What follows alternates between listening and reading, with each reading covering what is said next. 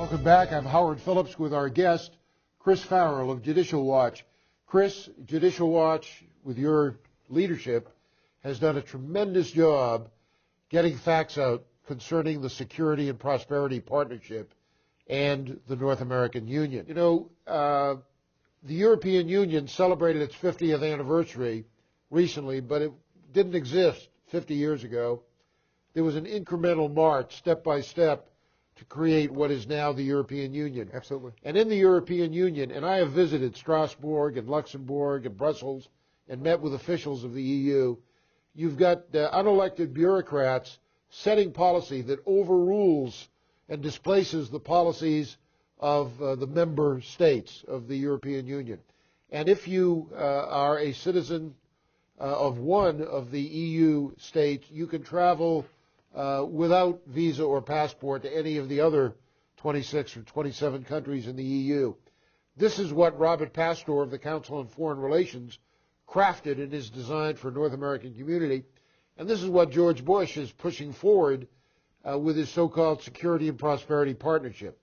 The Conservative caucus, with the help of many others, went to Montebello, Canada for the most recent meeting of the SPP. We're going to be in New Orleans for the next meeting of the SPP.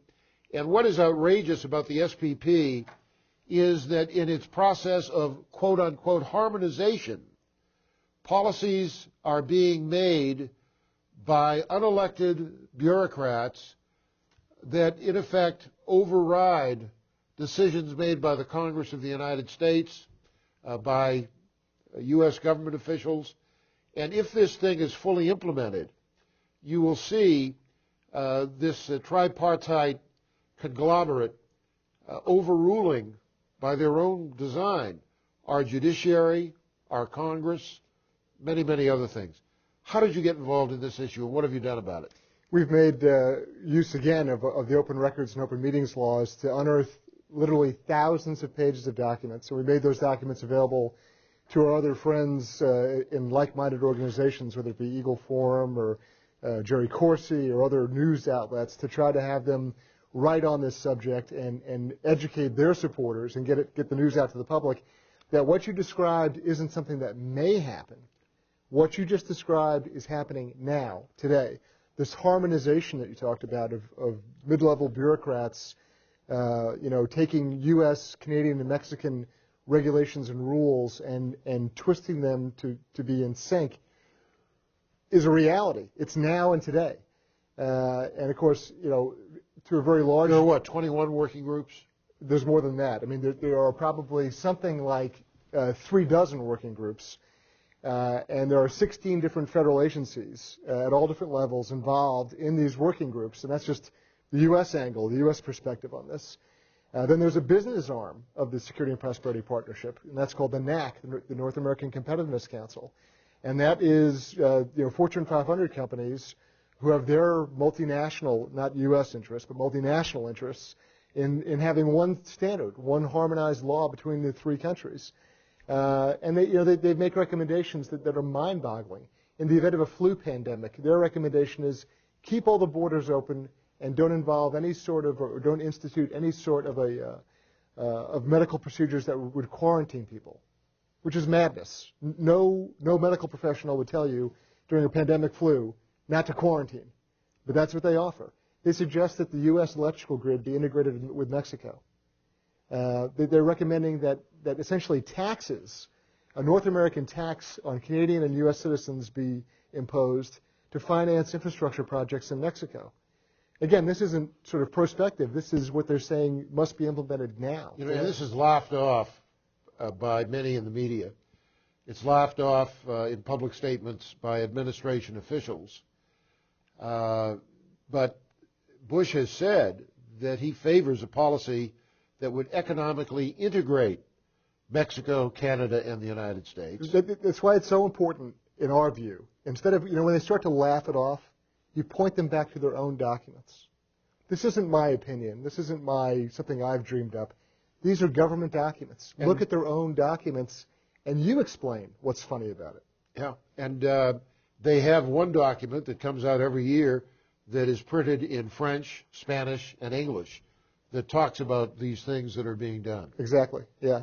And in Congress, thank goodness, there's Virgil Good of Virginia, who's introduced House Concurrent Resolution 40, which has a couple of dozen co-sponsors now, and they are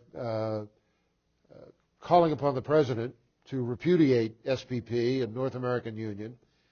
But most members of Congress are blissfully ignorant about this. There has not been a single congressional hearing on the subject, and it's been running now for going on 3 years. It'll be 3 years in a couple of months.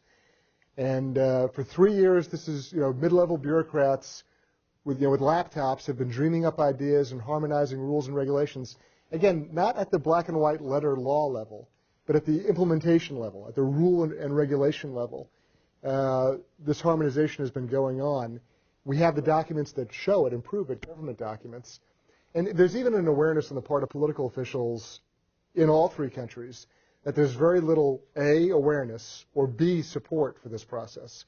And the reason we know that is because we have meeting notes, the official meeting notes from a meeting up in Canada of the North American Forum, where they acknowledge that for the most part nobody knows and nobody cares. We're doing this under the radar.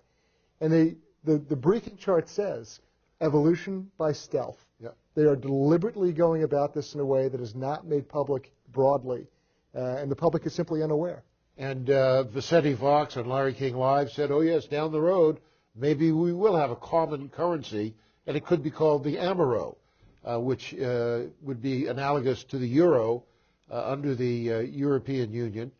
And you've got the president of Mexico, Felipe Gonzalez, publicly enthusiastic about what is going on with the SPP and the North American Union.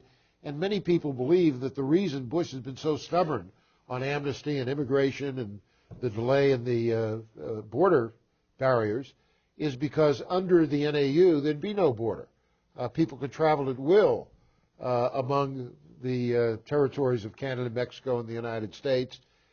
Just as now Bush, pursuant to NAFTA, which is at the heart of so much of this, is letting Mexican truck drivers come in the United States, even though members of Congress oppose it, and despite the fact that many of these drivers do not speak English and cannot read road signs. Precisely. I mean, this is NAFTA on steroids. Yeah. This is a nightmare sort of scenario where another one of these recommendations that is so outrageous is that, one of the things they say is that if a person approaches the U.S. border without proper documentation, he should be educated about his options and allowed to go on his way. But I think one of the most dangerous things this country has ever confronted is the SPP and the NAU. I couldn't agree with you more. And people are just blissfully unaware of it.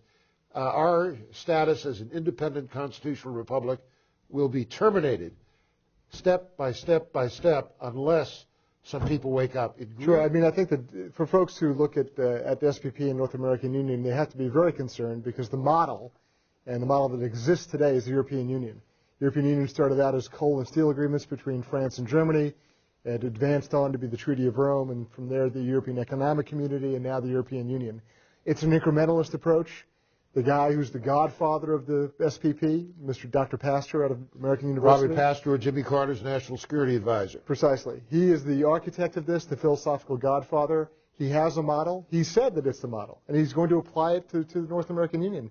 So the fact that there isn't By the way, he said at a conference the Hudson Institute sponsored that if it weren't for Lou Dobbs and Howard Phillips, we'd be home free on this. Well, congratulations. It's good credit for you. I thanked him and asked him to do it again. The thing here is that that's their model. They're going to act on it, and to think otherwise is crazy.